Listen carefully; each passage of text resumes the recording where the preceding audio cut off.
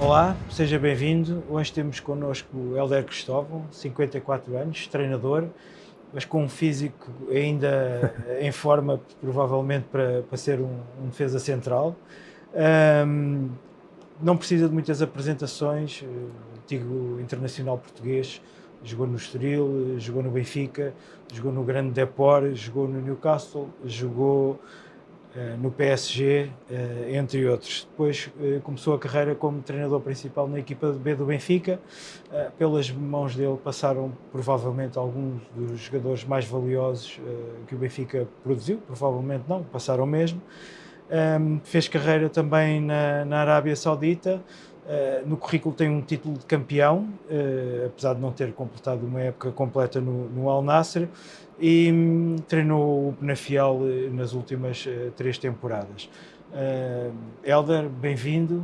O que é que está a fazer? Para já, falta alguma coisa nesta introdução que gostava? Faltou uma correção. Eu não comecei a carreira de treinador no Benfica B, comecei no Estoril. Como principal? Como principal. Ok, então a minha desculpa. Pronto, Hélder, neste momento está sem clube. O que é que tem, como é que ocupa o tempo? Olha, vendo alguns bons jogos, permite-me neste momento selecionar os jogos que eu quero ver, o que é que eu quero aprender, ou trazer também para mim enquanto treinador.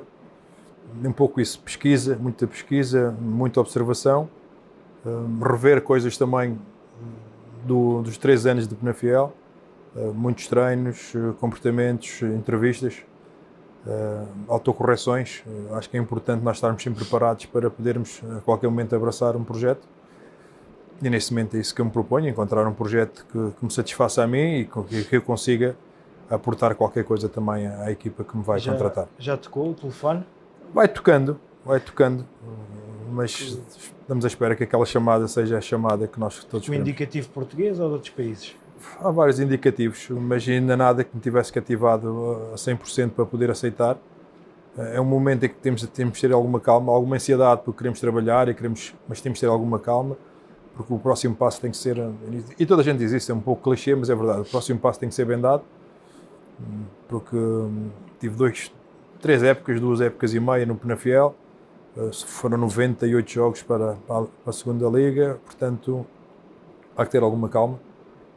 Vou-te confessar que não fiquei muito surpreso por não ter entrado neste mercado de trabalho, até por tudo que tinha feito no Penafiel, principalmente na primeira volta. Foi uma primeira volta fantástica, com uma equipa que nós projetamos que estaria nos 12º, 13º, ou mesmo a festejar a permanência nas últimas jornadas, e conseguimos fazê-lo ainda em janeiro, início de fevereiro. Portanto, a expectativa foi alta e deixou-me um bocado surpreso de não ter entrado.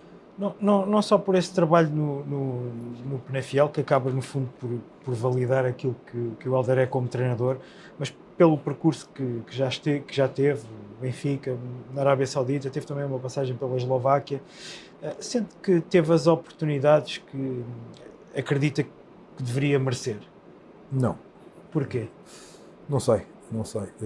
Talvez tenha ficado 2 anos a mais na equipa B do Benfica, quando houve oportunidades para mudar e tentar explorar outros campeonatos, quer Primeira Liga, quer fora. E o compromisso que eu tinha com o Benfica, com aqueles jogadores e com o presidente, era continuar a fazê-los crescer, e por isso aceitei uma renovação de 3 anos. E se calhar esse período de tempo não me permitiu entrar noutros projetos. E agora, vendo um pouco a distância, isto pode ser um contrassenso, mas outros com menos tempo conseguiram entrar noutros projetos. Não consigo explicar porquê. Falta-me essencialmente uma oportunidade na Primeira Liga. Primeiro tinha o carimbo de ser treinador de formação, depois tinha o carimbo de ter estado na Arábia, e nós vemos que os outros vão à Arábia e vão a outros países e depois entram rapidamente no Campeonato Português. Falta-me esse selo da Primeira Liga para poder ser um treinador mais visível, acho eu. Não mais competente, mais visível. Sim. Como é que se dá a entrada no Benfica? A entrada no Benfica dá-se pela a mão do presidente Luís Filipe Vieira e do Rui Costa. Quem anunciou que eu iria ser o treinador da equipa B foi o Rui Costa, a pedido do presidente, pela ligação que nós tínhamos, e deixou-me muito satisfeito. Poder voltar por uma terceira vez ao Benfica, numa função diferente, numa função que eu me tinha preparado para poder abraçar. Uma das condições é que eu tinha que ter o quarto nível, e na altura eu tinha o quarto nível, para uma eventualidade, numa primeira, como tinha passado com o Chalana um pouco, ou seja, o treinador que entrasse na equipa B tinha que estar preparado para poder assumir um projeto de Primeira Liga, neste caso o Benfica, a equipa principal, e eu tinha os requisitos, ex-jogador, o quarto nível, boa relação humana com os jogadores, uma linguagem diferente. Na altura o Benfica procurava um pouco uma linguagem diferente, não tão académica, mas uma linguagem também que, como tinha Jesus na primeira equipa, queriam igualar um pouco ali a linguagem em termos de lideranças, e eu preenchi os requisitos. E alimentou durante esse tempo a esperança de que isso pudesse acontecer? Não, sinceramente, nunca na minha cabeça se passou, até porque quem estava era o Jorge Jesus, nós tínhamos uma relação e temos uma relação muito boa, ao contrário do que se podia dizer, eu tinha liberdade absoluta para poder bater-lhe à porta e trocarmos ideias, portanto foi um período muito bom para mim em termos de crescimento e de aprendizagem, e numa liderança diferente, sinceramente uma liderança diferente, que me deu ferramentas também para poder trabalhar da maneira como eu trabalho agora. Ele deu-me liberdade total para fazer o que eu entendesse. A única coisa que nós fomos falando e fomos sempre tendo em presente eram as bolas paradas, para, em caso de algum miúdo subir a equipa principal, estar mais ou menos identificado o que é que se fazia em termos defensivos, não ofensivos, mas em termos defensivos. De resto, a metodologia era minha e deixou-me sempre trabalhar bem. Olhando para esses 5 anos, que sentimento é que lhe provoca recordar esse passado? Orgulho, satisfação, porque também tive a sorte, e o treinador também precisa de sorte, tive a sorte de apanhar, se calhar, as melhores gerações do Benfica nos últimos anos. Fornadas excelentes, mesmo aquela uvazinha premium, que tu chegas ali e só tens que engarrafar e não estragar, mas por trás também tem um trabalho de uma liderança, de uma envolvência, de uma metodologia, que eu levei para lá a minha metodologia de treino, e foi muito bem aceite, e depois o resto é ir recebendo, é ir dando condições aos jogadores para que chegarem à primeira equipa. O grande objetivo deles era chegar à primeira equipa e estarem preparados, e foi isso que nós fomos trabalhando. Fomos mexendo algumas posições de jogadores, ou neste caso o Lindelof era central, era lateral direito, passou para central, o Semedo era 10, passou para lateral, o próprio Félix era extremo e depois acabou a época comigo a jogar avançado, o Nuno Santos acabou a jogar por trás do ponta de lança. N exemplos que fomos desses tirando. Exemplos todos, onde é que vê mais a sua impressão digital? Se formos ver pela globalidade de Semedo, né? que era um jogador que estava para ser emprestado, ou ele queria sair para o Loutane, essa história já contei várias vezes, e na altura o Cancelo estava na seleção de sub-19, e a pré-época tinha começado e nós não tínhamos um lateral direito fixo, ou de raiz neste caso. E eu comecei a olhar para o Semedo um pouco por isso também. Muito rápido, muito vertical, com alguma dificuldade no último terço, porque quando começava a funilar as decisões eram diferentes, eram mais pastosas. Com espaço, a decisão dele era fantástica. E eu comecei a pensar, fui falar com o Rui Costa, com o presidente, e propus essa ideia. Eles disseram, mas queres para o Semedo? Deixa-me. Ele também tem uma proposta que não... ir para o Loutano, ou ir para... acho que era o Loutano, ir para ali, ou estar aqui connosco um ano, eu acho que consigo convencê-lo a ser lateral direito. E pronto, falei com ele se estranhou um pouco ao início, tens aqui uma janela de oportunidade, o Cancelo ainda não está, vamos trabalhar contigo, temos jogo já na próxima quarta-feira, creio que a seleção de sub-20, ou sub-20, acho que é o sub-18, no Jamor. Vamos testar-te ali, vamos ver os comportamentos não tenhas problemas, estamos aqui para te ajudar. E correu muito bem. Uhum.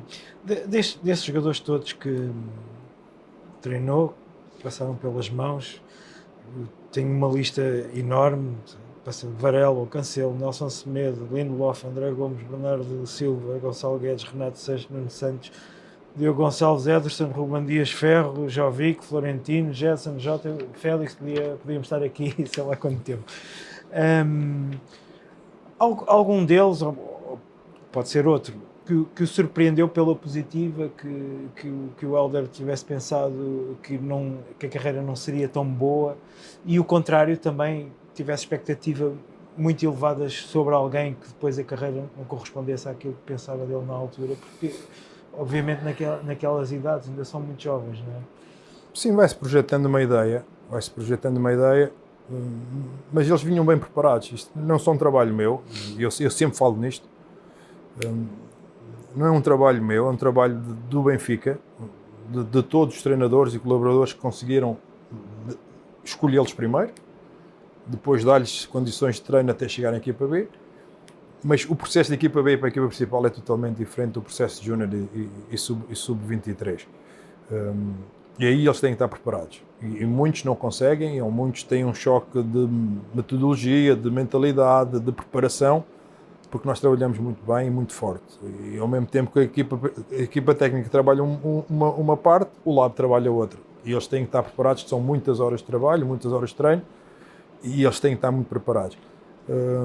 Não há grandes surpresas em termos daquilo que eles conseguiram fazer, ou do patamar que atingiram. Quase todos davam indícios de poder chegar a um nível alto. Creio que o Reinildo é a maior surpresa de todas, porque chegou e pronto, nós aqui temos alguma culpa, mas a culpa não morre solteira. Porquê? Porque nós tínhamos sempre dois jogadores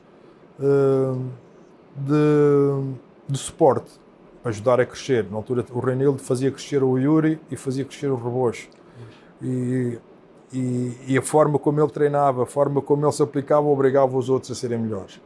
E como não foi um jogador formado localmente e já chegou com uma idade diferente, não teve, talvez da minha parte, e posso reconhecer isso, a atenção que se calhar veio a ter mais tarde.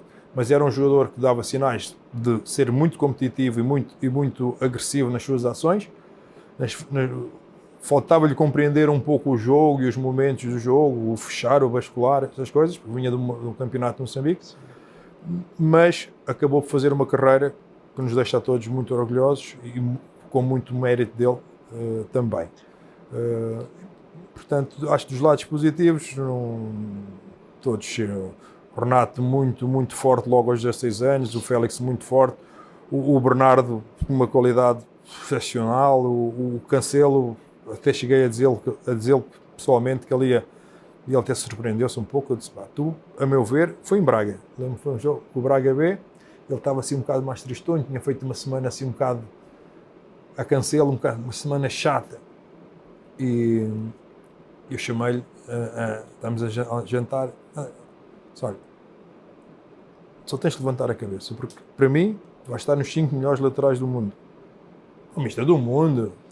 Cancelo também tinha uma personalidade especial. E era difícil. Lembro quando ia à equipa principal, algumas reclamações da parte dele, mesmo às vezes na seleção, mas eu tinha paciência, e ele sabe disso, eu tive a paciência porque acima de tudo nós temos que olhar para o jogador, e nós sabemos que não podemos desperdiçar aquele talento.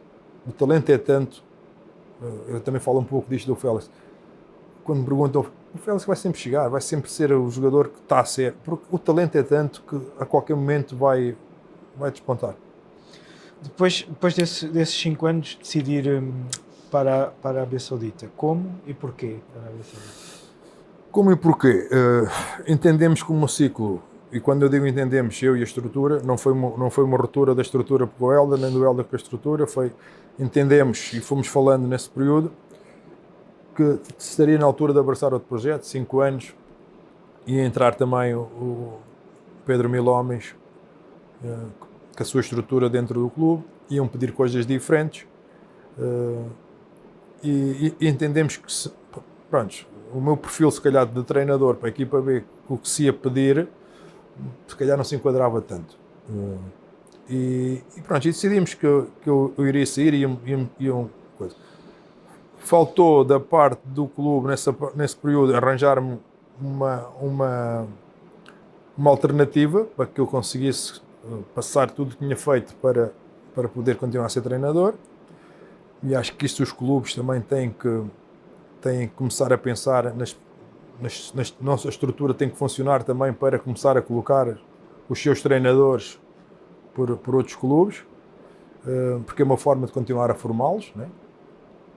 E eu fiquei sem nada na altura. Coisas da China, coisas de longe não interessavam. E apareceu uma proposta para poder ser diretor-geral da formação do Al Nassr. Na altura pensei, não é? Muitos diziam para não ir, outros diziam, pá, o que é que vais lá fazer? E eu aceitei, com a condição de poder levar 2 elementos da minha equipa técnica para me auxiliarem como auxiliares da direção. Pá, foi uma experiência fantástica. Na altura falei com o Carvalhal, que ele tinha estado nos Emirados, foi o apoio que eu tive, foi do Carlos Carvalhal, e agradeço-lhe muito por isso, ele sabe isso, porque ele disse, vai que eu tive também aqui nos Emirados, e é uma experiência fantástica, tu vais ver o plano de outra forma, isto vai-te ajudar até como treinador. E eu fui, foi uma experiência fantástica, porque deram-me carta branca, e eu consegui fazer tudo aquilo que eu tinha pensado, mas cheguei lá, vi condições boas, mas fechadas, então tive que fazer tudo, desde mandar pintar o hotel, desde mudar camas do hotel, desde criar uma rede de transporte para o clube que não tinha. Os jogadores vinham de táxi, vinham com o colega, vinham de moto, e eu tinha um cofre assim no meu escritório cheio de dinheiro, que aquilo todos os dias tinha que dar para o táxi, para a bebida, para o café, e eu disse, não posso fazer isso. Mas o Hélder é que... Era eu, o diretor. O diretor de formação é que tinha que pagar ao taxista. Tudo. Eu tinha que fazer tudo. O que é que eu fiz? Criei departamentos. Foi um trabalho fantástico. Criei departamentos, criei uma rede de transporte. Falei com a direção, eles nem sabiam. O que é que queres fazer?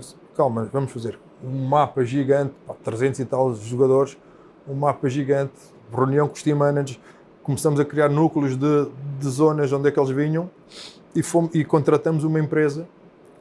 Foi uma coisa fantástica. Contratamos uma empresa e a empresa ficou encarregue, não sei se agora ainda funciona assim, ficou encarregue de trazer os seus atletas para o clube. Ou seja, 5 vinham num carro, 9 vinham numa carrinha, 20 vinham num autocarro, por aí, e toda a gente conseguiu chegar a tempo ao treino, segurança, porque eu disse, se há um acidente com um jogador, como é que vamos resolver isto? Foi uma coisa fantástica. E a criação de departamentos, o alargamento do campo de treinos, onde treino agora aqui o principal, fui eu que alarguei o campo de treinos, fui eu que propus o sintético novo, fiz muita coisa, e depois ainda tive algum período na equipa principal como treinador. Sim, depois o menino caiu nos braços, mas eu já lá vamos aí. Um menino bom. Não é? Mas como é que era o dia-a-dia? Passavam o tempo praticamente todo ocupado ou viviam como? Nós vivíamos condomínio para o centro centro de treino, condomínio, não havia muito mais a fazer? Os primeiros 3, 4 meses, direi 5 talvez, foram passados praticamente no centro de treinos. Abrir portas, eles tinham um hotel para os miúdos do sub-13 ao sub-21.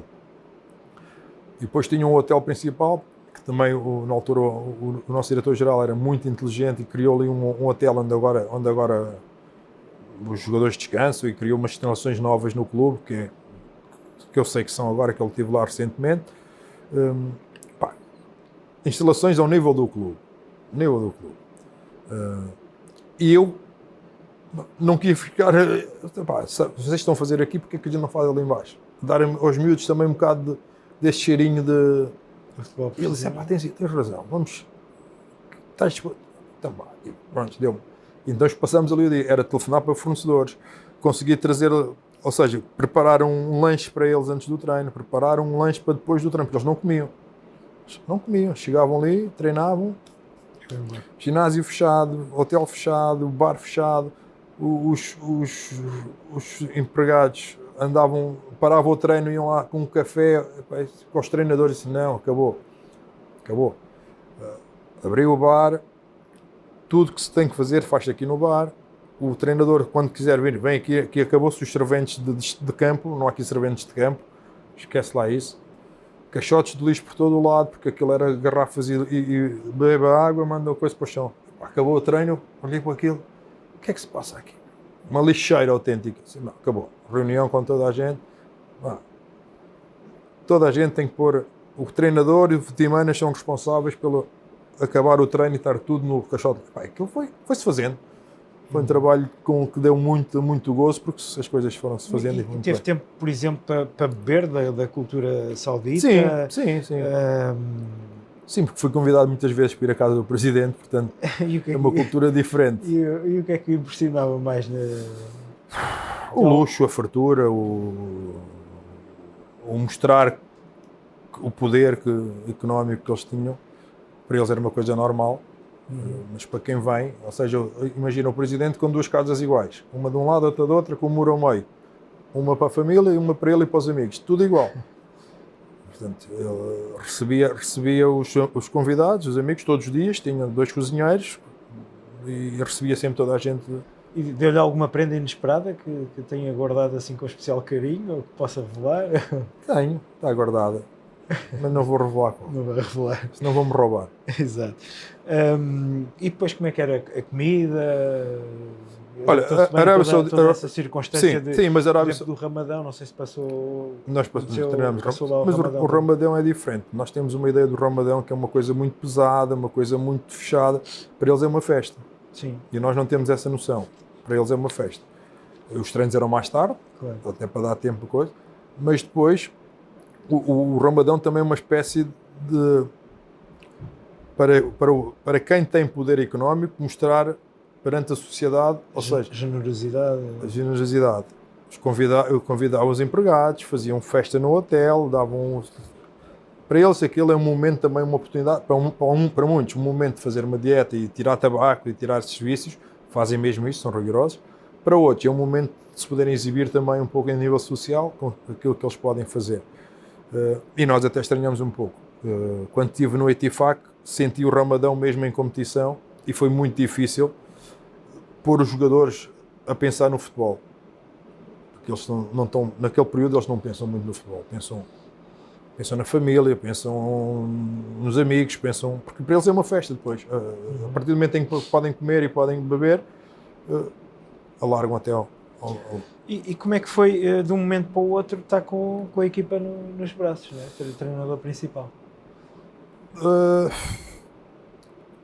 Acho que 2 ou 3 resultados menos bons, também alguma fricção do Carrilho com a direção, já lá tinha estado, e é uma chamada às cerca da meia-noite, 1 da manhã, para eu ir ao centro de estágio, sem treinos. Aquilo ainda era quase 1 hora de carro. Eu disse, para esta hora. Vem aqui que quero falar contigo, está aqui o vice-presidente. Eu fui. Chega lá, está o vice-presidente, o presidente e está o diretor-geral. E perguntam-me, estás preparado para fazer o jogo? O jogo com o Etifaq? Faltava 3 dias. Eu disse, estou preparado, sou treinador, estou preparado. Então prepara-te que amanhã vais dar... não, mostra-me aqui um bocadinho como é que tu ias fazer se jogasses com o Etifaq. Metem-me lá um quadro, uma coisa... Eu também levava algumas imagens, também preparei-me um bocadinho antes, porque isto é aqui qualquer coisa, né? Claro. Vamos jogar, chamei a minha equipa técnica, vamos preparar aqui qualquer coisa. E pronto, chegamos, mostrei... Se vou mudar aqui um bocadinho, vou jogar em 4-3-3, ele jogava em 4-2-3-1, se vou jogar em 4-3-3, quero aqui mexer aqui nos 2 ou 3 jogadores, vou pôr se for eu, vou pôr o Fezas na frente, que ele na altura era da equipa B, o miúdo, foi internacional pela Arábia Saudita, chegou a jogar, está no Al-Ahly. E ele disse, pá, e depois vou pôr o coisa lateral direito. Eu disse, pá, isto é muita coisa. Eu disse, não, calma, tem que ser. E pá, disse, ok, é a tua ideia, vai para a frente. Jogaram, ganhamos, por acaso ganhamos fora. E pronto, criou-se ali uma ideia que isto podia resultar. Ele só dizia, pá, só tens de ganhar. Mas ao mesmo tempo, iam-me dizer... Só tens de ganhar. E depois ao mesmo tempo, não era pouco. Mas acho que foi um período muito bom, eles gostaram muito. Mas ao mesmo tempo eles estavam sempre a dizer coach, nós precisamos trazer um big name porque é um clube dos príncipes, o príncipe dos Estados Unidos, príncipe ali, são uma família de príncipes. Depois eu cheguei a estar a jantar com todos, um que estava em Inglaterra, estava nos Estados Unidos, outro estava em França. Eles tinham muitos príncipes espalhados, depois juntaram-se em casa do presidente. E eles foram falando o que é que viam, o que é que não viam. Eu disse, pá, nós estamos a gostar, mas se acontece alguma coisa, nós não temos como te proteger, vai sobrar para nós, porque tu neste momento não és um nome, não tinha títulos, não tinha ganho nada, vinha de uma equipa B. Nós gostamos, mas temos que proteger-nos, ou seja, e foi na altura que apareceu lá o Leonardo Jardim, e acho que recusou. E depois eles perguntaram pelo Rui Vitória, e eu disse, o Rui Vitória tem títulos, não é? Vem do Benfica, portanto, é um nome que não... Pá, eu estando aqui também na formação, portanto, vamos conseguir fazer um trabalho engraçado. E veio o Rui Vitória, deixei a equipa a um ponto, creio que o meu último jogo vamos empatar fora, vamos empatar em casa do Faisali, mas antes disso... Pelo caminho é o empate com o Al-Hilal do Jorge Jesus. O Al-Hilal. Este é o jogo que toda a gente ainda fala nas redes sociais e manda, que nós estamos a perder 2-0. E ao intervalo eu faço uma alteração, que eles chamam de alteração. Pronto, é uma alteração. O treinador foi feliz na alteração. Tira um jogador e mete o outro, e esse jogador ajuda e muito a equipa a mudar. Fizemos 2-2. Mas na primeira parte, nós depois estamos a perder 1-0, temos 2 ou 3 oportunidades claras para fazer o 1-1 e o 2-1. E eles marcam esse jogo como talvez o melhor jogo naqueles anos, o melhor jogo entre as duas equipas. Mas foi um jogo fantástico. Depois falamos um bocado com o Jesus sobre isso. Foi um jogo fantástico. E acabou 2-2, nós um pouco por cima, e eu depois de fazermos o 2-2, faltava 5 minutos, tiro o avançado. E disse, pá, para mim está bom, tiro o avançado, e ele ficou assim um bocadinho, o Amdala tirei-o e pus um médio para, pá, chegas ao 2-2, ou és tão ambicioso e queres tu 3-2, e depois levas tu o 3-2, e estragavas tudo. E conseguimos um bom resultado, e a partir daí toda a gente fala desse jogo. Sim, encontrava-se algumas vezes com o Jorge Jesus, não é? Na Arábia Saudita. Sim. E depois dele ter saído, sim, voltou à Arábia, fomos almoçar ao Ritz, pagou ele, claro, e falamos muitas vezes. Na altura já se percebia que iria haver o investimento que entretanto aconteceu do Fundo Soberano? O nosso diretor-geral falava nisso. Okay. E ele era uma pessoa com uma visão fora da caixa. E ele criou o projeto Al Nassr, criou o desenho do estádio, ele antecipou-se, porque ou devia ter informação que isto ia acontecer. Eu lembro neste ano o Al Nassr gastou fortunas. Eu tive que fazer um projeto para a formação há 4 anos, senão eles não tinham licença para jogar a Liga dos Campeões. E eu e a minha equipa técnica fizemos esse projeto. Fizemos um projeto há 4 anos, metodologia de treino, condições das instalações, número de atletas, tudo. Fizemos. Foi um trabalho tremendo. Tivemos que fazer e fizemos, e eles agradeceram, nós tivemos que assinar. E mandamos para o governo regulamentou aquilo, e o Nassr teve a licença, um pouco também graças a nós, pelo nosso trabalho. E era uma das premissas que ele queria, que nós criássemos um modelo para a formação, para poder ter a licença para jogar a Ásia Cup. Mas ninguém esperava que isto desse este salto. Mas eu acho que o problema deste salto para os estrangeiros é fantástico. E eu, cada vez mais, até aconselho a irem para lá, sinceramente. E eu vou falando um bocado sobre isto. Para estares no topo, para jogar, para teres o rigor que o futebol hoje em dia te pede e te exige, se tu puderes descomprimir um pouco e ir para lá e ganhar bastante dinheiro, que é o que está a acontecer com alguns jogadores, não perdendo qualidade, porque o campeonato é um campeonato bom, difícil, e o Jorge Jesus vai dizendo isso, um bom campeonato, com bons jogadores. Imagina, cada equipa pode ter 10 estrangeiros, 8 mais 2, e vão todos tentar buscar os melhores. Uns é por negócio, outros é... Mas tentas sempre ir buscar os melhores. Portanto, os jogos são muito equilibrados. Os 5 primeiros têm os melhores estrangeiros e a partir daí podem pagar mais. Mas os outros também pagam, não é? Tu ganhas aqui 200 mil, vais para lá ganhar 1,5 milhão, 1,2 milhões, queres ir? Uma diferença. Queres ir? Claro. E como é que avalia o impacto do Ronaldo na própria sociedade, olhando, seguramente ainda fala com pessoas de lá, disse que esteve há pouco lá, como é que olha para este fenómeno todo do Ronaldo, mesmo Jorge Jesus? Nós às vezes, se calhar, não temos a percepção correta do que está a acontecer. Não. Mesmo o Ronaldo é um fenómeno mundial. A marca Ronaldo, a presença dele, o que ele tem feito pelo futebol na Arábia Saudita, não só contribuindo com exibições e golos, mas também com a sua presença. Ele está em tudo que é desporto na Arábia, ele está. Ou seja, ele é praticamente o conselheiro do desporto do país. Seja boxe, seja pádel, seja kickbox, seja o que for, eles fazem questão que ele vá. Porque a partir do momento em que o Ronaldo aceitou esta proposta da Arábia Saudita, o foco ficou todo obrigou quase o país a ter todas as modalidades. E nós vimos o caso do futsal, do futebol feminino, até o pádel já lá chegou, o ténis, agora vai lá ser o ténis. Ou seja, isso é tudo pela presença do Ronaldo, porque ele consegue trazer não só figuras do desporto, mas também figuras internacionais. Claro. Saltando agora... Tinhas perguntar pelo Jesus. Sim, do Jesus, sim. O Jesus, talvez o melhor treinador da história da Arábia Saudita. Para mim, o que ele tem feito na Arábia, a forma como ele se enquadrou no futebol saudita e a forma como ele exigiu do clube para ter as condições e os jogadores estarem como estão, é um mérito tremendo.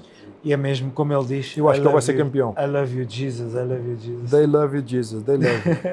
Okay. Saltando agora para a atualidade e aproveitando o conhecimento que tem do Benfica como jogador e como treinador, como é que olha para esta atualidade, para já da equipa de futebol profissional que acaba de receber o José Mourinho? Que contributo é que o Mourinho pode dar a esta equipa do Benfica que outros não podem? Isso é uma boa pergunta. Isto é uma pergunta... Ou seja, neste momento o Mourinho já está a dar muito ao clube. Ou seja, retirou, e para nós, portugueses e benfiquistas então, para nós é um prazer enorme e uma satisfação ter o Mourinho como treinador.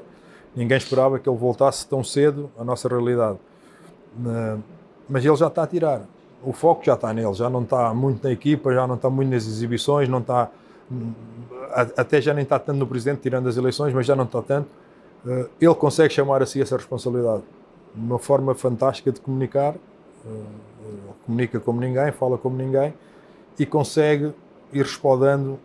Já ninguém se lembra que o Gil Vicente foi o jogo que foi sofrido, que o Rio Ave.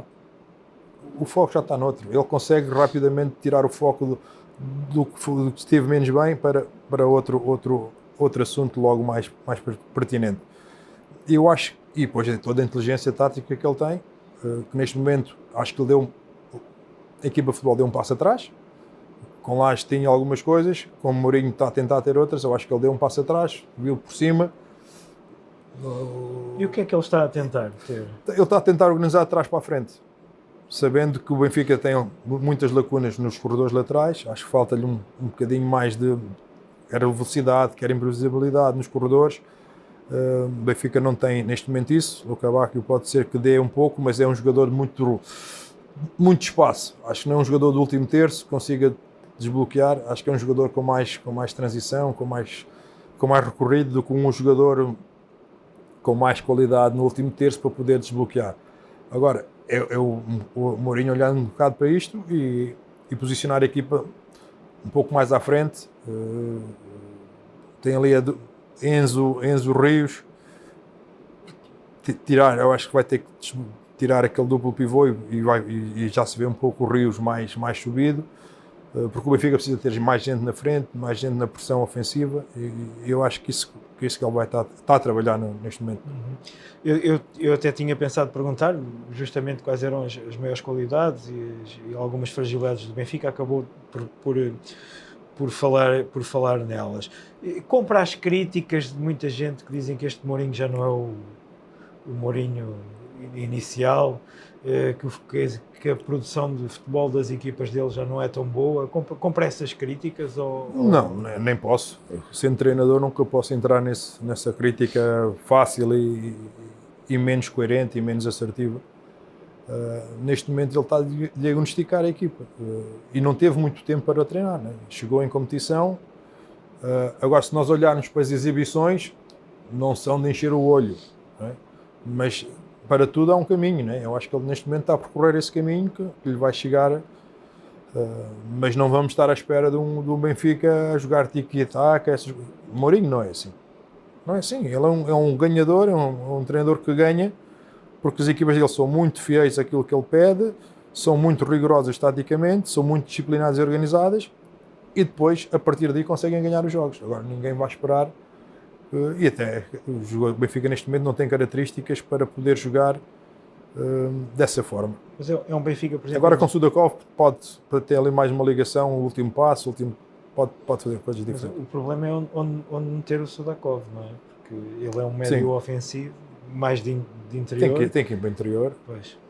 E está a jogar como... Tem que ir para o interior. Eu acho que isso vai acabar por acontecer. Porque um ala é um pouco a ideia que se tem de João Félix. O João Félix começava na esquerda para vir para dentro, mas quando ele está dentro, o jogo é totalmente diferente. Claro. Portanto, porquê vamos estar a perder tempo a pô-lo numa posição ali a ver o que é que o jogo dá, se pode começar logo ali. Eu acho que o Sudakov vai acabar por jogar por dentro. Um pouco isto.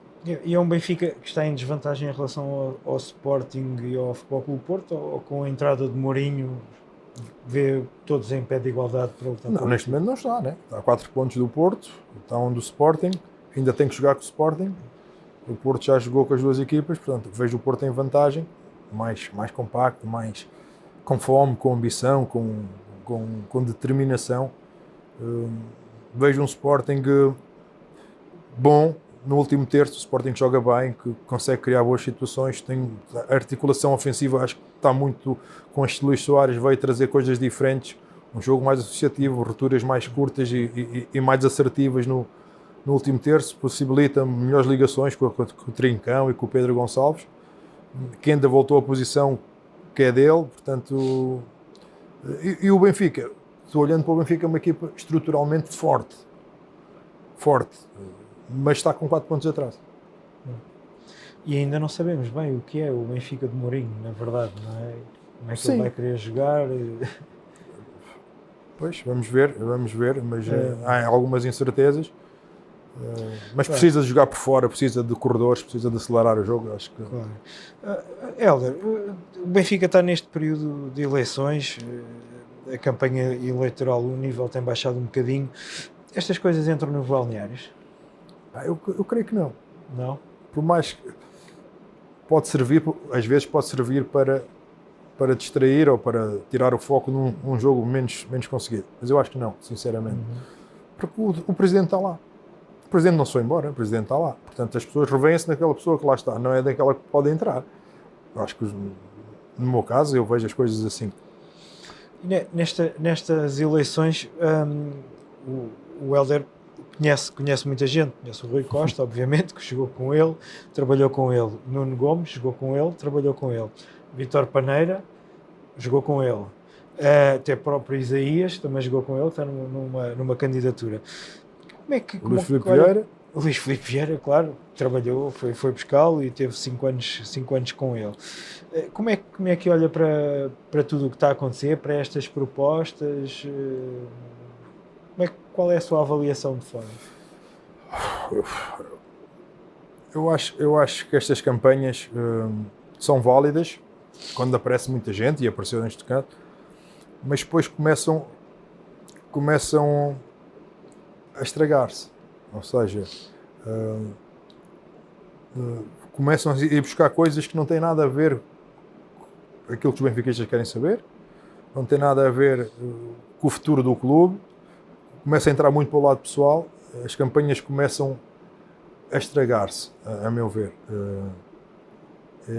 Bom, porque apareceram muitos candidatos, poucos foram dizendo o que se quer ouvir e o que é que o Benfica precisa, ou o que é que vão fazer do próprio Benfica, e é uma pena que muitas vezes o pessoal consiga, ou seja, o nível pessoal consiga sobrepor-se aos interesses do clube.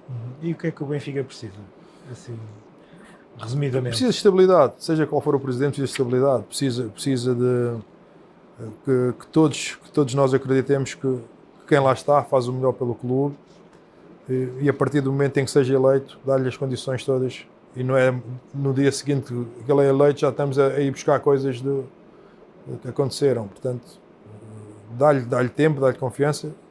Acho que os benfiquistas estão atentos e sabem perfeitamente, já devem ter todos noção de quem é que vão votar. Portanto, esperar que corra tudo bem e que aquele que os benfiquistas entenderem que tem que ser o presidente, tem que ser respeitado por todos. O Benfica joga dentro de pouco tempo em St. James Park.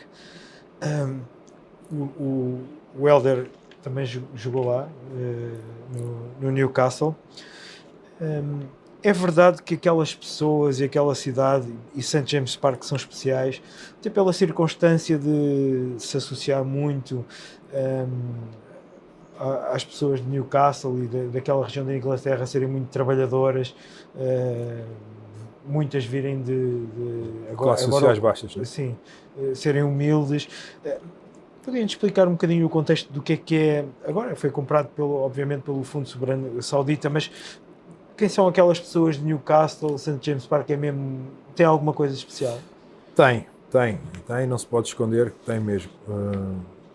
Já disseste tudo, pessoas trabalhadoras, vêm de uma classe baixa, média baixa, o único clube na cidade,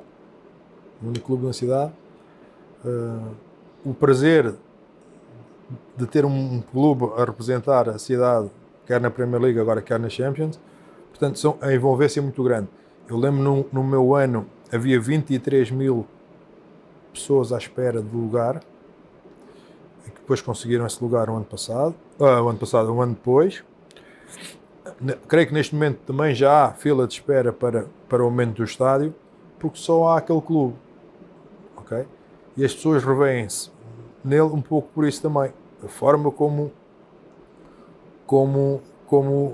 têm o prazer em vestir a camisola, quer dentro do estádio, quer fora, que é uma coisa contagiante, e se vocês lá forem vão ver.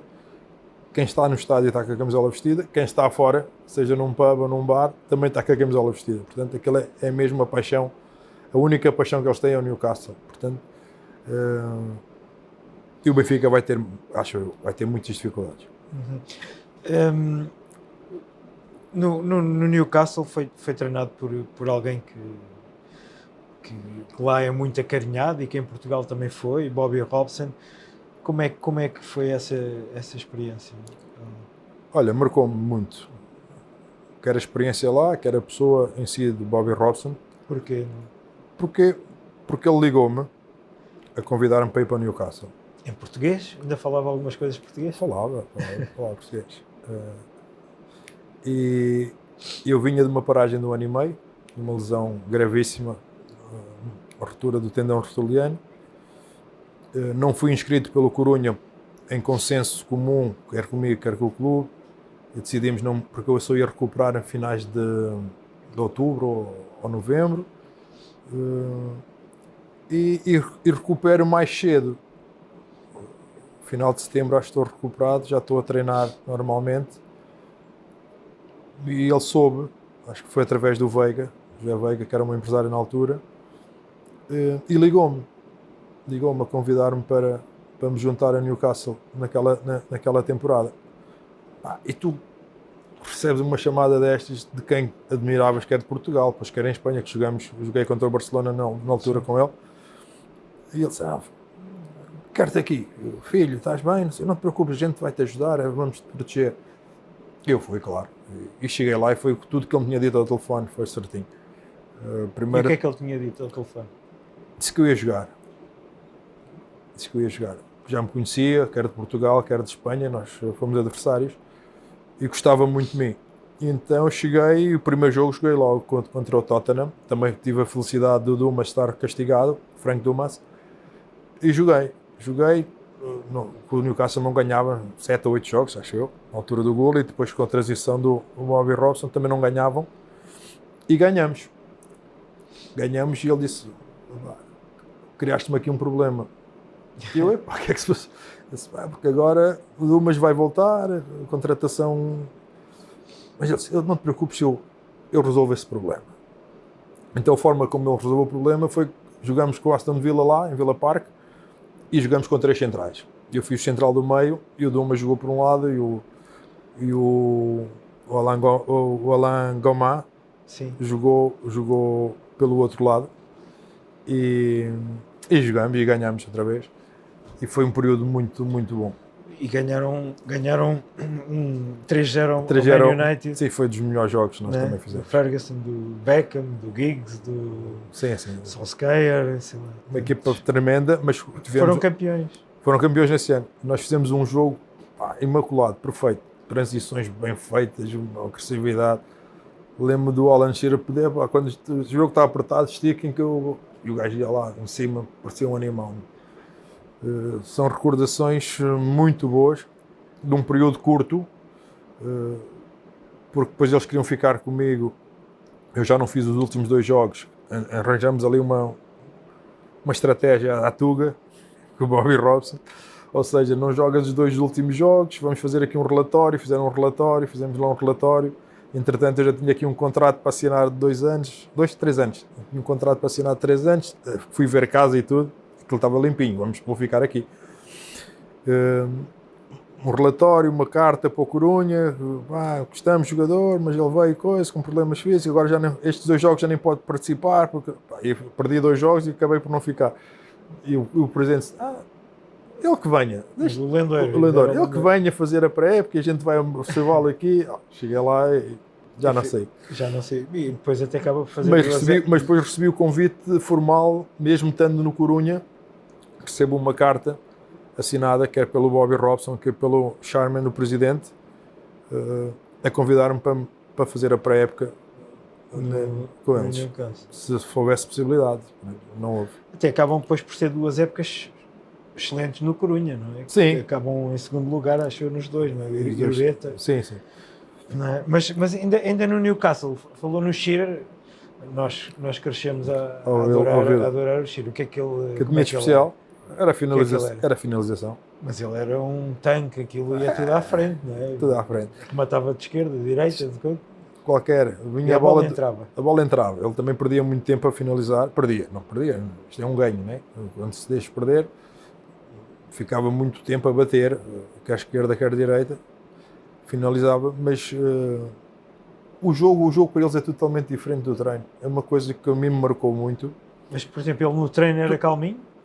Gostava do confronto, queria muito, não tinha muita intensidade de treino, gostava muito só de bater bola, finalizar, e na altura com o Bobby Robson havia esse tipo de liberdade quase de treino um pouco individualizado. O que é que tu precisas de fazer, o que é que tu precisas melhorar, porque a condição física está lá, os jogos são muito intensos, tu não perdes em condição física, e os treinos até eram um ritmo médio-baixo. Ou seja, a preparação era uma preparação coletiva, mas muito também individual, para estás bem para o jogo. E ele no jogo era uma coisa... Eu falo sempre nisso, parecem os bonecos animados. Bola no ar, tu só de um momento para o outro, vou lá vejo a bater neles, com o Sol Campbell, grandes duelos. E era um pouco assim. Nós também, do outro lado, também, se calhar quem estava a ver, os avançados estávamos a ver a trabalhar do outro lado, também diziam a mesma coisa. Pá, o Helder e o Davisas, claro, e estes gajos a saltarem aqui com estes gajos. Estava-me a dizer que o Benfica vai ter dificuldades lá agora, porquê? Porquê? Porque o Benfica tem que ser mais atrevido. Okay? Tem que conseguir estar no último terço mais tempo. Se o Benfica for jogar, e no Chelsea jogou bem, acho que a equipa equilibrou-se bem, tem 2 ou 3 transições na primeira parte, pode fazer um gol. Se o Benfica consegue fazer um gol cedo, vai criar alguma intranquilidade. Se encolher um pouco, vai passar mal. Porque é pela envolvência do estádio, o ambiente, o Mourinho conhece bem também, um ambiente, e a equipa do Newcastle é uma equipa boa, o Bruno Guimarães, com gente, com o Gordon, gente boa, consegue ter a bola, e depois tem gente muito rápida e muito agressiva na frente. Queria recuar ainda mais um bocadinho, não é? O Helder começa no Estoril e começa com o Fernando Santos, não é? Como é que era o engenheiro nessa altura? Ainda não tinha 40 anos, salvo erro. Não, já era assim carrancudo. O engenheiro não... era duro. Era duro, mas criou-nos ali uma base, pelo menos para mim. E eu acho que quase todos os meus colegas da altura, e falamos, comungam nesse propósito. Deu-nos uma base boa enquanto homens. Fantástico. E mesmo enquanto jogadores.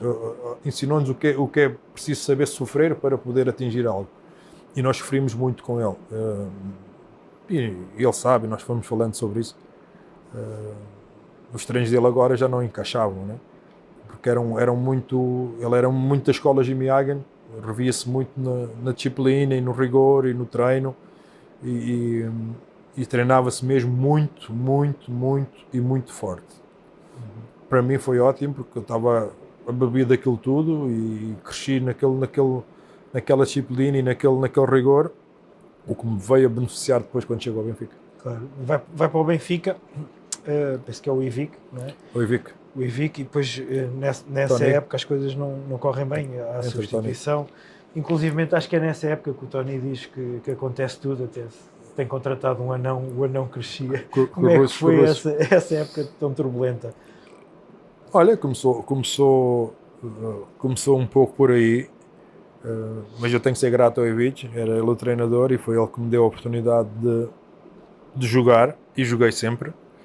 Eu chego como quinto central, Mozart, Paulo Madeira, William, Samuel e eu. Eu vinha de Estoril, mas já era internacional, tinha jogado contra a Holanda em Faro, já era internacional lá.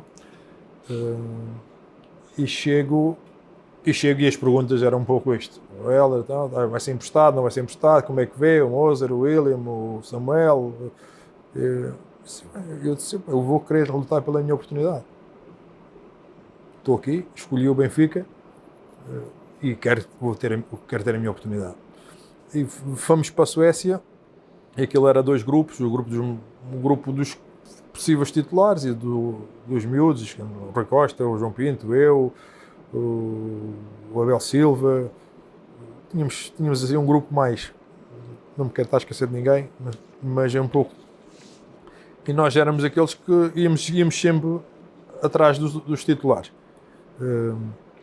E houve um jogo em que o Mozart lesiona-se e curiosamente chamaram-me a mim para fazer esse jogo, e cheguei lá, olha, e joguei sempre. Foi o primeiro jogo de muitos. Depois tivemos aqui na Pepsi Cup com o Real Madrid no Estádio da Luz, joguei e pronto, fiz 33 jogos em 34. Época seguinte, Campeões. Num contexto de dificuldade, muita dificuldade, óbvio que é marcado pelo 6-3. Muita dificuldade, em que o grupo era muito bom. Tínhamos gente, homens mesmo, que não se vê neste momento. Quem, por exemplo? Rui Águas, Mozart, Paneira, Veloso, o Hernani, Silvino, Neno. Depois tínhamos os mais novos, tinha eu, o Rui Costa, o João Pinto. Fomos e crescemos um pouco com eles, mas tínhamos homens, tu não vês, eu não acho que não se vê balneários agora assim com aquele perfil de jogadores, e não só de jogadores, mas como homens. Gajos que te metem a mão por cima e te ajudam e te apoiam. Pá, foi dos anos que eu mais cresci, mais aprendi, e que me deu uma bagagem tremenda, porque nunca mais acho que vamos estar em balneários tão saudáveis e tão pedagógicos, que ao mesmo tempo te ajudam a formar. Estás sempre porque todos os dias estás-te a formar, porque vês aquele, e tu vais crescendo. Se é preciso haver uma reunião ou parar, os farsos também eram tremendo e fomos e crescemos e aprendemos, depois tínhamos aquele suporte daqueles homens, e foi muito importante. Para ganharmos o título, aqueles homens foram muito importantes. Aquele 6-3 é mesmo a cereja no topo do bolo dessa época, não é? É, porque ainda falam nisso, portanto, para mim foi ótimo. E vocês falam entre vocês quando se vê? Às vezes. Já menos? Já menos, porque também não nos vemos muitas vezes. Né? Acho que falta aqui um bocadinho de encontrarmos mais. Eu também, essa é uma minha culpa, também sou demasiado caseiro, mas é sempre um prazer quando estamos juntos. E brincam muito consigo? Nunca mais marcou um golo assim, ou na gaveta? Eu marquei mais golos, atenção. Sim, mas assim como aquele. Mas ninguém marcou, né? Nem o João Pinto marcou, nem o Isaías marcaram. Mas é um golo histórico. É o golo que as pessoas ainda se lembram e vão falando. 6-3. É um golo fantástico. Helder, depois faz também uma carreira muito importante no Corunha, no Depor, o Super Depor. Aquilo também eram só craques, não é? Aquela equipa, sim, é uma equipa pelo sim. Rivaldo, sei lá. Era um pouco a imagem que o Paris Saint-Germain estava a querer fazer na altura, para trazer os melhores jogadores. Donato, como é que foi aquela experiência? Foi ótimo. Mas é um balneário também difícil pelas muitas nacionalidades, muitos franceses, brasileiros, 2 portugueses, eu e o Nuno, marroquinos, 2, não é bem? depois entrou o Adji, depois foi mais tarde um Bacir, mas franceses, brasileiros, portugueses, espanhóis, na altura, referências assim que as pessoas possam lembrar, Martin Vázquez e Chiqui Begrinstein, um do Real Madrid e um do Barcelona, né? Mauro Silva, campeão do mundo, né? Na EB, Rivaldo era mesmo aquilo nos treinos, era... O Rivaldo, e ele não se vai chatear comigo, ele treinava QB. Se ele treinasse como foi treinar para o Barcelona na altura depois, mas ele já era um fenómeno. Sim. Não gostava muitas vezes dos treinos, de algum treino que se fazia ele não gostava muito, dizia, este treino... Mas em 10 remates punha 9 dentro da baliza. Ou enquadrado com a baliza. Depois a partir daí, ou o guarda-redes dá um frango ou a bola entra. Mas quase sempre uma coisa tremenda. Nós estávamos a treinar livros, eu mais impotência, na altura ele estava conhecido também com o Jalminha depois no outro ano. Jalminha? Ele também conhecido com o Jalminha. Mas o Helder jogou com o Jalminha? Então, que raio de pergunta é essa? Agora não estava a lembrar, porque o Jalminha era um super craque. E eles estavam a treinar. E o Rivaldo ficava sentado. Aquela resenhazinha, depois do treino estamos ali sentados e eles batiam e o Rivaldo depois levantava-se, na gaveta, sentava-se outra vez. Levantava, na gaveta, sentava-se outra vez. Uma coisa tremenda. Nem precisava daquela referência de estar a bater, chegava ali, pumba, gol. Sim, mas talvez Djalminha, Rivaldo, dos melhores jogadores que que apanhei. E como é que era o Scaloni? O Scaloni também chegou Scaloni nessa também. equipa, não? Scaloni Ele era era defesa força. direito. Defesa direito, médio Era. centro. Ele chegou com médio centro, foi adaptado à defesa direito. Muita força, muita disponibilidade, pouca qualidade técnica. Foi-se fazendo pela capacidade de trabalho dele. Sempre um trabalhador, baixava a cabeça e sempre muito trabalho. O Scaloni é caracterizado como um jogador de trabalho. E vê-lo como treinador da Argentina. Viu a ter este sucesso todo, não é? Aquela tranquilidade, também com o Messi, né? Estás mais tranquilo. Mas ali, espero que aquilo aconteça. O Guardiola ganhou um bocado, também com uns bolsos e com muita ideia. Não, isto é uma brincadeira, mas vê-lo ali num patamar de selecionador, com aquela tranquilidade, é sinal que nós todos fomos mudando e vamos nos moldando. Mas ele, por exemplo, fora do campo ou do treino, era uma pessoa tranquila ou era agitado? Agitado, espetacular, sempre a brincar, sim, sempre com partidas, nós vemos sempre a fazer partidas, sempre disponível para brincar, uma coisa. Então, Era um miúdo na altura, uma também, coisa, era um miúdo também. Treinador outra, não é? Também era miúdo na altura. E depois vai para o Lazio, né? E aí começa a ter uma disciplina diferente em termos de treino e de mentalidade, também com a alimentação. Na altura em Espanha, nos meus anos do Corunha, não havia este cuidado nutricional que há agora. Eu acho que ele, quando vai para a Itália, começa a beber um pouco disso, a cuidar-se muito, que ele tinha sempre problemas de peso, andava sempre ali com as capas de chuva a treinar mesmo com calor para ver se perdia um bocado de peso.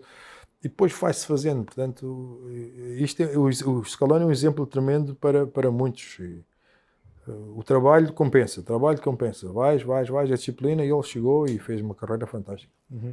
Ainda passa um ano no PSG, com o Pedro Pauleta, que na altura era a grande figura do PSG. Como é que foi esse ano? Lembro que o treinador era o Ali Lodzic, que tinha foi um ano de café com leite. Iam dar uma torradinha. Eles agora bebem champanhe e comem caviar, e nós, na altura, era café com leite. Isso quer dizer o quê? Que era um plantel fraco, um plantel sim, não havia grandes... com poucos recursos, com um treinador que deu para 3 meses e depois não dava para uma época inteira. Foi completamente um tiro no pé da parte do clube. E muitas vezes as estruturas, e eu falo muitas estruturas porque quem está à frente tem que saber ler a situação. Um perfil de treinador como o Ali Lozic não ia dar para mais 3 meses. Okay, ele chega 3 meses ou 4 meses antes para estabilizar o clube, e havia ainda uma disputa de uma taça, acabaram por ganhar, porque ele é muito intenso, é muito disciplinador, é quase um ditador.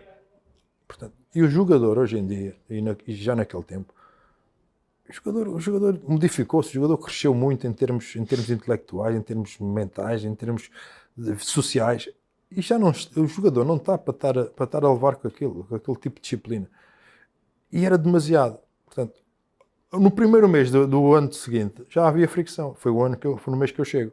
Vou-te só dar o exemplo. O Alan Roche ligou-me, saber como é que eu estava, se eu queria fazer parte do Paris Saint-Germain esse ano.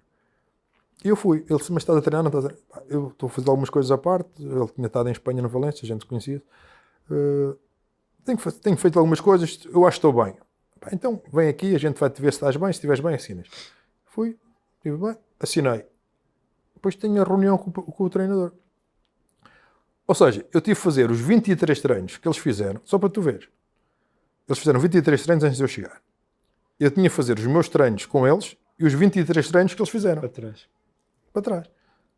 Eles fizeram 2 jogos, eu tive que fazer 2 jogos na equipa B. Tudo é uma coisa... Sim. E eu disse: e ele disse: olha, tu vens aqui, vais substituir o Yepes e o Pierre Fanfan quando eles não conseguirem jogar. E eu, 34 anos, está bem, vamos embora. 34. Cheguei lá e foi mesmo assim. O Yepes não podia jogar a Liga dos Campeões, eu joguei os 3 jogos da Liga dos Campeões. O Pierre Fanfan está castigado, eu jogava. Ganhavas o jogo, ele não queria saber se ganhaste ou perdeste. Quem ia jogar no outro jogo, se a equipa rendeu, se não rendeu, Pierre Fanfan ou Yepes. E eu, caralho, e depois aquilo começou eu comecei, estava bem, e ele lá um jogo que mete-me no meio. E joguei bem. Joguei no Mónaco, no meio, joguei contra o Istras, e depois eu comecei a jogar no meio, joguei 3 jogos no meio. Porque ele tinha que me dar ali algum espaço.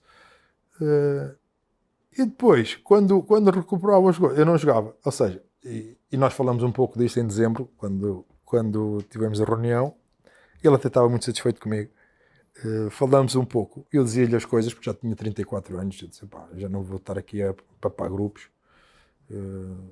Também só assinei um ano, se tiver que dizer as coisas digo, porque aquilo estava tudo partido. E falei várias vezes com ele, e ele dizia assim, pá, mister, você não pode falar da mesma maneira que fala para o Pancadres, como fala para o Charlie, como fala comigo, porque para ele aquilo é tudo igual. E nem sabia que estava, se falasse mais alto ou mais grosso ou mais agressivo para o Pancadres, ele acabava de desaparecer do jogo completamente. Se falasse para o Charlie já nem conseguia dar uma finta, o nosso melhor jogador tecnicamente. A forma como ele falava inibia de fazer as coisas. Eu disse, pá, mister, vou-lhe dar um conselho. Olhe para quem está a falar e tente. Não, Marino, eu não sei para começar. Não sei que sabe. Foi um conselho. Que eu levo para mim. Sim. Esse conselho levo para mim e faço também. Claro. Queria só falar da seleção nacional e desta longevidade do Ronaldo. Qual é que acha que será as possibilidades de Portugal no Mundial? Agora assume-se sem problema que é entrar para vencer. Qual é que é a eu acho. A ideia é a mesma. Eu acho que eu comungo dessa opinião. É entrar para vencer. Temos seguramente talvez a melhor geração também instalada em bons clubes europeus, que nos permite sonhar e nos permite pensar e encarar os jogos para ganhar. E tem que ser assim. Eu acho que esta geração merece ou tem que fazer tudo para ganhar um Mundial. E este é o momento. Acho que este é o momento ideal para o fazer, até porque pela idade de alguns jogadores, e no caso do Ronaldo, acho que poderá ser um último Mundial e seria para ele excelente acabar com o Mundial conquistado. Última pergunta, antes de fazer umas perguntas para respostas rápidas, é: o que é que lhe faltou fazer como jogador? Houve em algum momento da carreira que teve uma proposta que não pôde aceitar, e o que é que lhe falta fazer como treinador? Bom, como jogador tive várias propostas, uma das que mais me... Olha, Newcastle, não ter continuado no Newcastle, e depois foi o Atlético de Madrid. Tinha tudo certo com eles, na altura era o futuro diretor desportivo, com um contrato de 3 anos também, mais um para a gaveta, e que não se conseguiu fazer, porque na altura o Atlético de Madrid tinha 18 jogadores para poder colocar no mercado e o futuro não conseguiu fazê-lo. Mas ficou aí essa mágoa de não ter podido saltar do Deportivo para o Atlético de Madrid. E o que é que lhe falta fazer como treinador? Tanta coisa. Olhando para Jesus, Mourinho, que são os treinadores com mais idade no futebol neste momento, falta-me fazer muita coisa e quero fazê-lo e estou preparado para isso e vamos encarar os desafios de frente e também um bocado de sorte, mas acho que ainda posso aportar muita coisa, quer ao futebol nacional, quer ao internacional. As ideias estão lá, a liderança também, portanto, venham os projetos. Ok. Agora, umas perguntas para umas respostas mais rápidas, talvez não simples, e correndo o risco de sermos um bocadinho injustos. Já fui. Melhor jogador com quem jogou? Melhor jogador com quem joguei? Se calhar vou dizer Djalminha. Porquê? Quem não o conheceu? Pela facilidade com que ele fazia as coisas. Ele tratava a bola como se fosse com as mãos, portanto. Para mim foi o jogador mais virtuoso. Sim. Não sei se é o melhor, mas o mais virtuoso. Deu mais prazer. O adversário mais difícil de marcar? Na altura foi o Kostadinov. Ok. Muito rápido. Incluindo estrangeiro. Sim, porque depois eu consegui evoluir bastante como jogador, mas na altura eu sentia dificuldades, nos primeiros confrontos com o Kostadinov sentia dificuldades. Melhor jogador que treinou? O melhor jogador que treinei, pá, se calhar foi o Juliano, no Al Nassr. Brasileiro, não é? Melhor jogador que enfrentou como jogador? O melhor jogador que enfrentei como jogador. Através do. Desculpa, como treinador. O melhor jogador que enfrentei como treinador.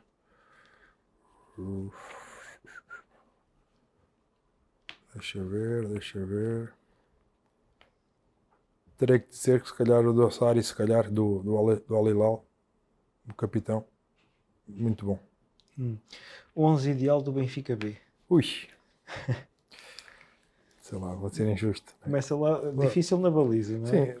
Não, mas com mais tempo comigo foi o Varela. Varela. Podia dizer o Black fez 2 ou 3 jogos, o Ederson fez 2, mas com mais tempo o Varela. Lateral direito, vou pôr o Cancelo, vou contra o meu filho Semedo. Centrais, Rubem Dias, Lindelof. Lateral esquerdo, vou pôr o Rebocho. Médios centros, tenho o Renato Sanches, Bernardo Silva.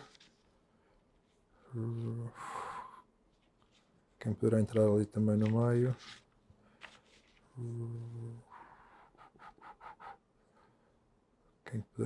Pedro Rodrigues também gostei muito de treinar, tem muita qualidade, PP. Pode ser o PP. O Rubem Pinto também estava num momento muito, muito bom. Ala direita, vou pôr. Na esquerda ponho o Guedes, na direita pode ser o Félix e na frente o Rui Fonte.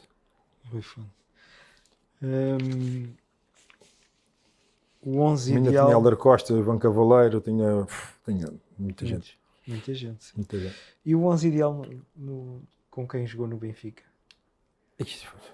Já foi tantos anos. Sei lá. Prodome. Veloso, Moser, Ricardo Gomes, Veloso, Schwartz na esquerda, Paulo Sousa, Rui Costa, Isaías, Vítor Paneira, Futre e João Pinto. Eram campeões este ano. E eu não estava a jogar, é isso? Sim, e eram campeões, dava para ser campeões este ano. Fácil. E estou-me a esquecer de, se calhar, eu vou deixar fora Valdes e sim, Paulo Bento,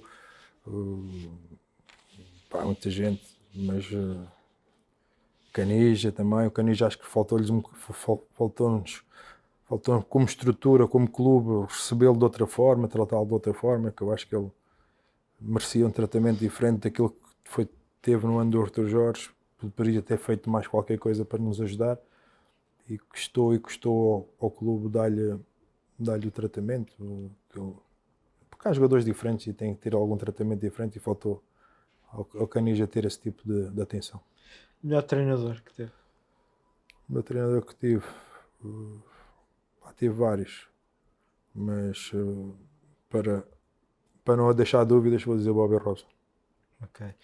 E qual foi a última mensagem de um jogador ou de um ex-companheiro, de quem é que recebeu e o que é que o marcou tanto, a última que o marcou mais? Eu recebi várias, essencialmente dos meus jogadores da última época. Essas são as mensagens que nós temos de nos agarrar, que é o nosso trabalho. Muitos deles agradeceram o tempo que passamos juntos, a liderança, a partilha e pelo crescimento que eles tiveram comigo. Isso são as mensagens que eu guardo e que fico. No futebol, qual foi a última coisa que o fez sorrir e o que o fez chorar? Olha, a última coisa que me fez chorar foi realmente a morte e a perda de Diogo Jota e do André, e mais recentemente também de Joaquim Oliveira. Também tenho uma mensagem, ainda não apaguei dele, uma mensagem que ele agradece o tempo que eu passei no Penafiel e que tinha virado meu fã. Portanto, essa mensagem não vou apagar tão cedo. Agradeço nas palavras na altura e são estas 3 perdas que me fizeram chorar recentemente. E a última coisa que o fez rir no futebol? Uma coisa que me fez rir... não há muitos motivos para rir no futebol neste momento, né? Mas talvez um momento em que o Félix está a atravessar e que eu fui sempre defendendo em muitas entrevistas, quer italianas, quer espanholas, quer inglesas, fui sempre defendendo o Félix e eu lembro-me até que eu disse uma vez que eles traduziram mal. Eu disse sempre que o Félix que joga faz-se o sol. E eles puseram, neste momento só se chove em Milão. Portanto, isto faz-me rir um pouco porque sempre acreditei e neste momento isso faz-me sorrir porque ele está realmente a ser o jogador que nós todos esperávamos que ele fosse. Ok. Para finalizar, gostaria de dizer alguma coisa que não lhe perguntei e que acho que seja importante. É importante eu estar aqui, portanto. Ok. Se eu estou aqui porque vocês acham que é importante a minha presença e espero que as pessoas gostem também. Ok. Obrigado, Hélder, Obrigado. por esta conversa. Foi mais conversa do que entrevista. E desejamos as maiores felicidades. Obrigado.